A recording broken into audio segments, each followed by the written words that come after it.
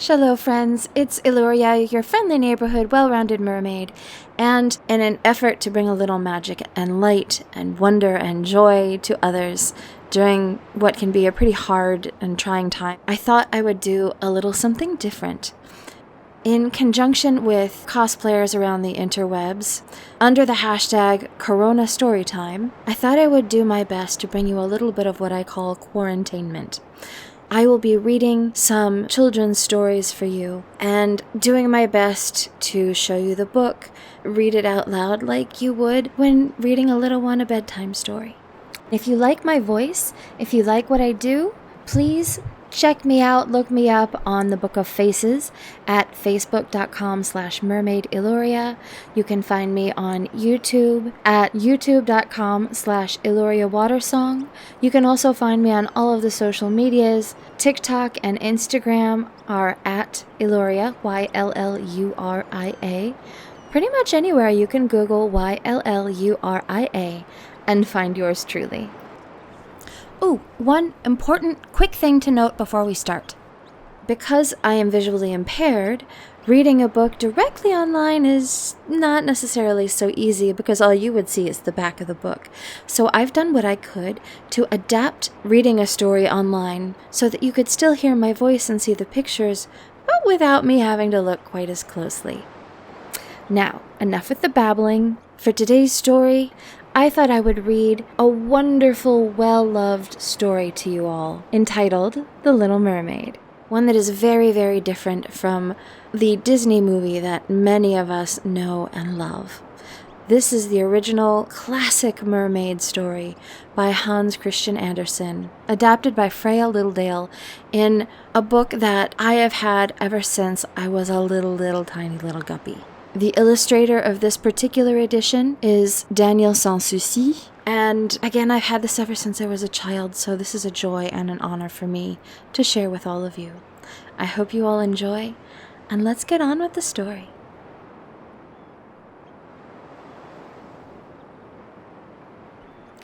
Once upon a time, in a palace beneath the sea, there lived 6 beautiful princesses.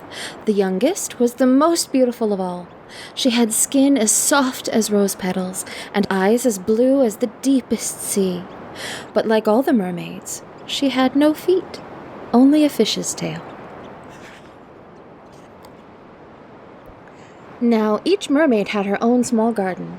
The older sisters filled their gardens with many things they found when ships were wrecked at sea. The youngest had nothing in hers but a marble statue of a handsome boy.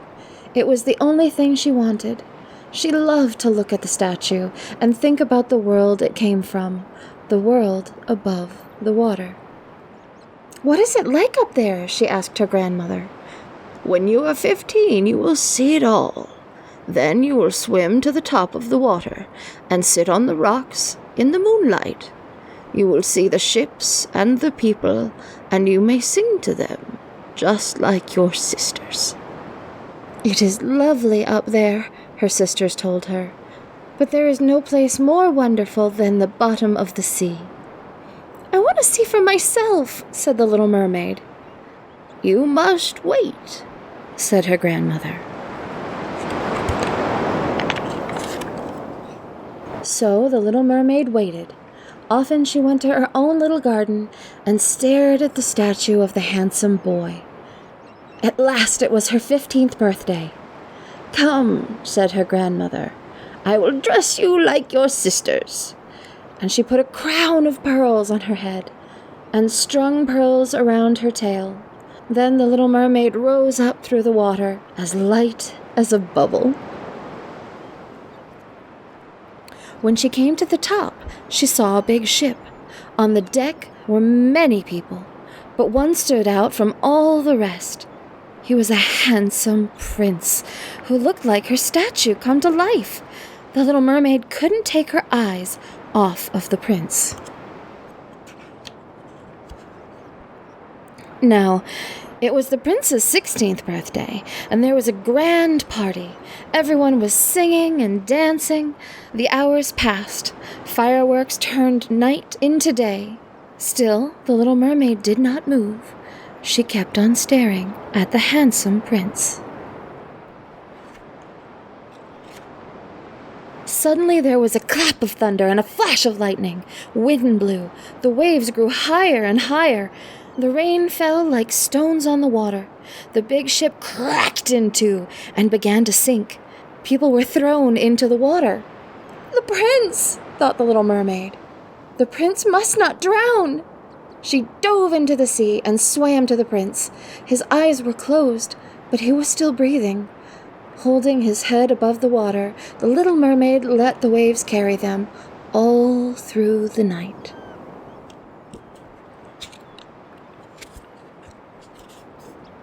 At dawn, the storm was over. The mermaid saw a great white building near the shore. It was a holy temple.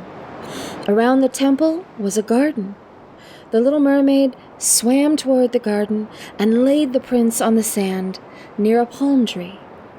Then she kissed his lips and swam out behind some rocks. "I will wait until someone comes to help him," she thought. Soon, a lovely girl came out of the building. She ran to the prince. Slowly he opened his eyes and smiled at her. But he did not smile at the mermaid, for he did not know she had saved his life. Sadly, the little mermaid dove down to the palace beneath the sea. She went to her garden and flung her arms around the statue of the handsome boy. He looked so much like the prince. "What did you see above the water?" asked her sisters. But the little mermaid would tell them nothing.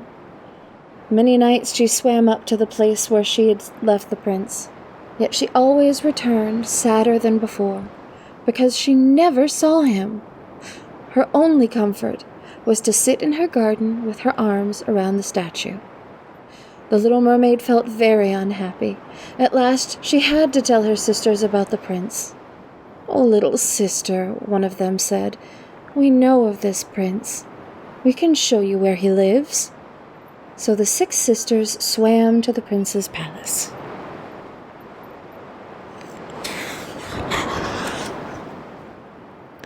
The palace was built of shining stone, with marble steps leading down to the sea. From then on, the little mermaid swam near the palace every night. Sometimes she saw the prince standing alone on the balcony. Sometimes she saw him on a ship. Often she heard the sailors praise him, and she was glad she had saved him from drowning. One day the little mermaid asked her grandmother, "If human beings aren't drowned, can they live forever? Don't they die as we do?" "Yes," said her grandmother, "they must die too, and their lives are shorter than ours. We live 300 years, then we turn to foam on the water. But human beings have a soul that lives forever, and the soul rises up through the air, up, up, up to the shining stars." "Can I have a soul?"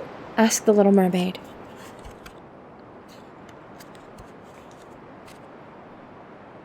"If a human being married you, you could have a soul, but that is impossible," said her grandmother. "Why?" asked the little mermaid. "Because no human being would ever marry you. People think your fish's tail is ugly. Only legs are beautiful to them. They don't know any better." "Oh, I would give anything to be a human being. I want to marry the prince, and I want to have a soul that lives forever." "You must forget that, my dear," said her grandmother. "We have a much happier life down here." But the little mermaid could not forget. One day the little mermaid left the palace and swam out through a strange forest. She was going to find the old witch of the sea. The witch was the only one who might help her.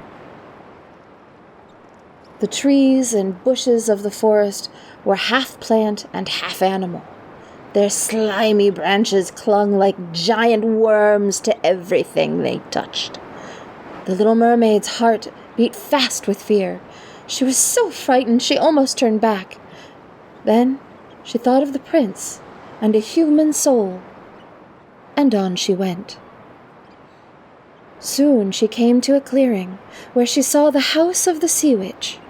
It was built from the bones of shipwrecked men.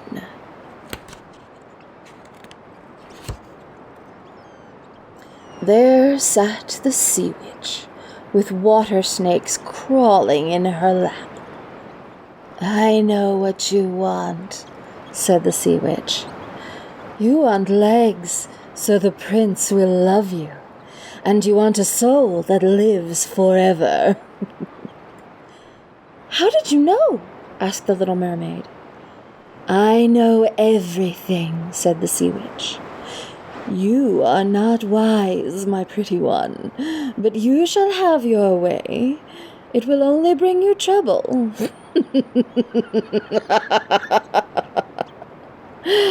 The witch laughed, a horrible laugh. "I will give you a magic potion," she said. "Before the sun rises, you must swim on land and drink it. Then your tail will split apart, and you shall have legs. No dancer will be as graceful as you, but with every step, you will feel as if you are walking on sharp knives. Can you bear such pain?" "I can," said the little mermaid.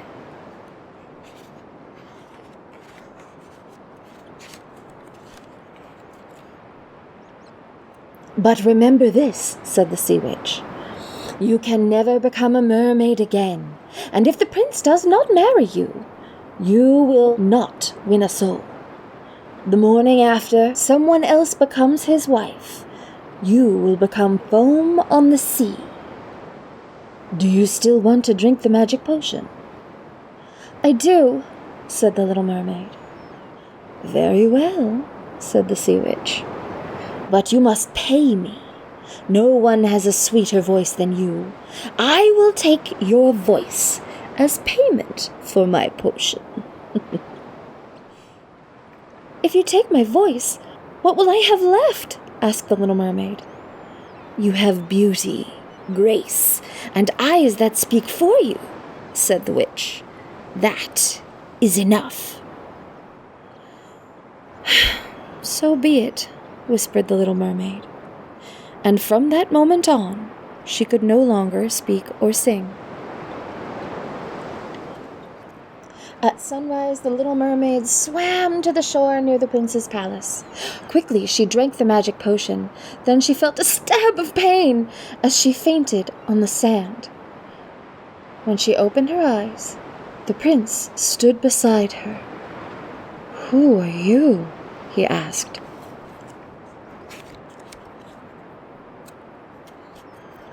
The little mermaid could not answer. She could only look at him with her dark blue eyes. "Poor girl, can't you speak?" asked the prince. The little mermaid lowered her eyes and shook her head. "Do not worry," said the prince. "I will take care of you."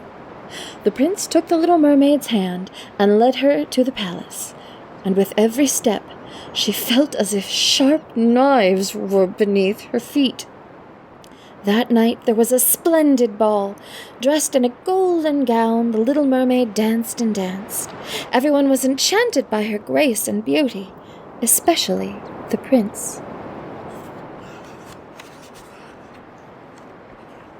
Later, when the others were asleep, the little mermaid walked down the marble steps to cool her burning feet in the cold sea. She heard her sisters singing sadly, and she saw their long, beautiful hair flowing in the breeze. She waved to them, and they swam close to shore. "We miss you, little sister," they told her. "We will come to see you often while the prince is sleeping." The little mermaid grew dearer to the prince with each passing day. He loved her as if she were his sister, but he never thought of making her his wife. "You remind me of a lovely girl who found me after a storm and saved my life," the prince said. "I have never seen her since, yet she is the only one who could ever be my wife. But you and I will never part, I promise you." "Oh, if only I could speak," thought the little mermaid.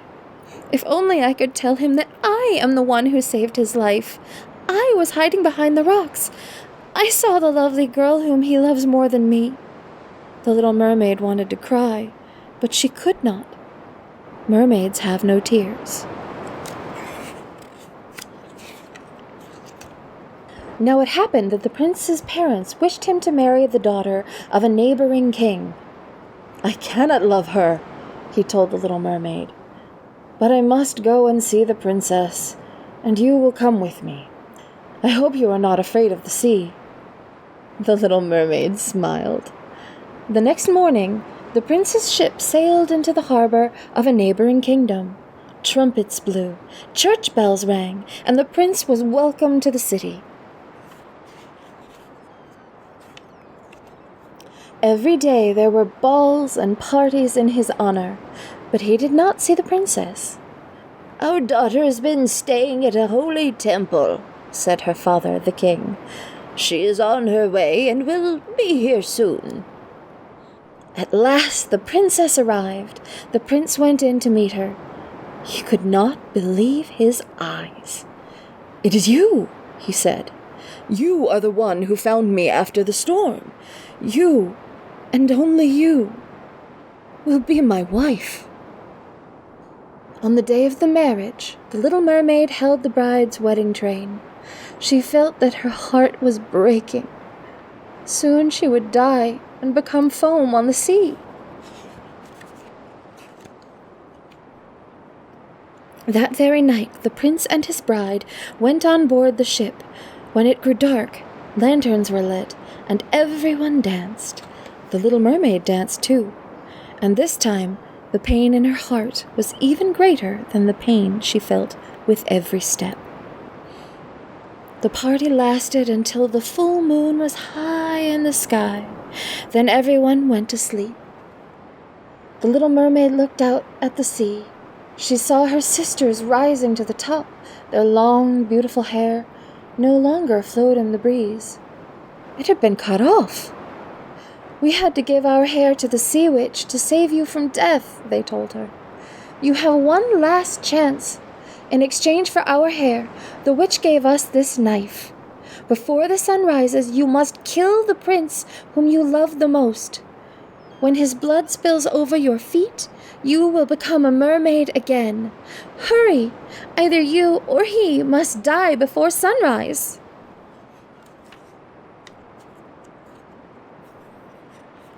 The little mermaid drew back the curtains of the tent where the prince and his bride were sleeping. She bent down and kissed the prince. She raised the sharp, shining knife, which seemed to quiver in her hand. But then she flung the knife far out to sea. The waves gleamed red where it fell. The little mermaid took one last look at the prince. Then she drew herself up from the ship and felt her body turn to foam.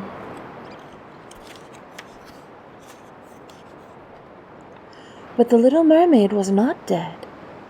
When the sun rose, she heard voices like music. She saw hundreds of beautiful beings floating through the air. "I'm floating too," said the little mermaid, in a voice like the others. "Yes," they told her, "you have suffered enough. You are one of us now. We are spirits of the air. Like you, we have no soul, but we can win one." "How?" asked the little mermaid. "We fly to hot countries and bring cool breezes. We spread the fragrances of flowers for 300 years wherever we go. We bring peace and happiness. Then we win a soul, and you will too." For the first time, the little mermaid felt tears in her eyes. She saw the prince and his bride. They were staring sadly at the bubbling foam, as if they knew she had thrown herself into the waves. Invisible now, the little mermaid kissed the bride and smiled at the prince. Then, with the spirits of the air, she floated away.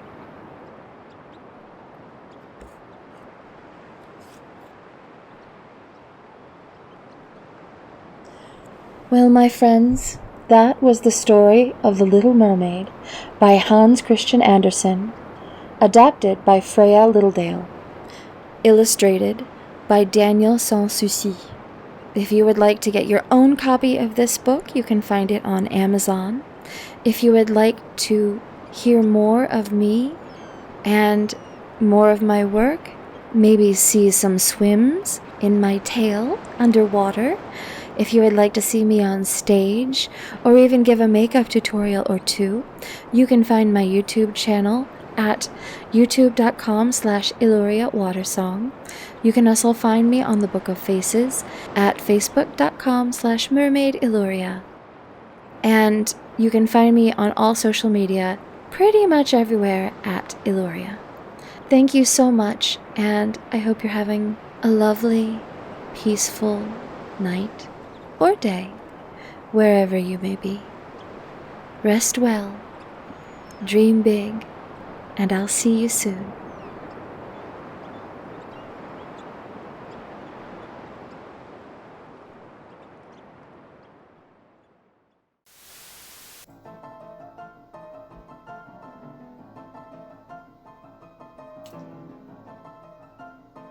고선이